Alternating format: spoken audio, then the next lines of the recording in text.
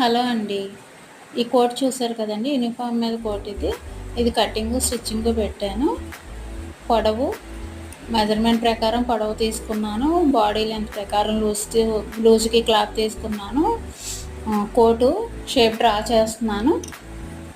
ఇదిగోండి, అలా డ్రా చేసుకోవాలి. ఇది చంక రౌండ్ అండి. చంక రౌండ్ తీసాను, సైడ్ కట్ చేసి కింద కొంచెం క్రాస్ తీసి వెనక పార్ట్ మీద ఎదర పార్ట్ కొంచెం లూజ్ పెట్టుకోవాలండి. Front neck shape we cut షేప్లో అలాగా క్రాస్గా తిప్పుకోవాలి. షోల్డర్ లెంత్ ప్రకారం మార్క్ చేసుకున్న తర్వాత అదిగోండి వీ కట్ షేప్లో కింద కూడా రౌండ్ రావాలండి.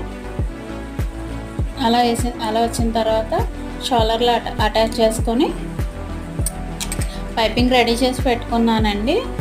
ఫ్రంట్ పార్టు నడుం భాగం నుంచి స్టార్టింగ్ నుంచి అంటే షోల్డర్లు అతికేసాం కాబట్టి మొత్తం చుట్టూ బ్యాక్ నెక్ వేస్తున్నానండి. మొత్తం చుట్టూ అలా అటాచ్ చేసుకుంటూ రావాలి. అటాచ్ చేసుకుంటూ వచ్చిన తర్వాత లోపలికి మలిచి కుట్టుకోవాలండి. మొత్తం షోల్డర్ దగ్గర ఇంకా జాయింట్ ముందు వేసేసాం కాబట్టి పైపింగ్ ఏకంగా వస్తుందండి. నీట్గా రౌండ్లు తిరిగే చోట మాత్రం నీట్గా జాగ్రత్తగా వేసుకుంటూ రావాలి. అలా మొత్తం వేసుకుంటూ రావాలి. ఎవరైనా వీడియో ఫస్ట్ టైం చూసినట్టయితే సబ్స్క్రైబ్ చేయండి, లైక్ చేయండి. చాలామంది చూస్తున్నారు కానీ లైక్ చేయట్లేదు. వీడియో నచ్చితే కనుక కంపల్సరీ లైక్ చేయండి. ఈ వీడియో ఇంకొంతమందికి రికమెండ్ చేయబడుతుంది.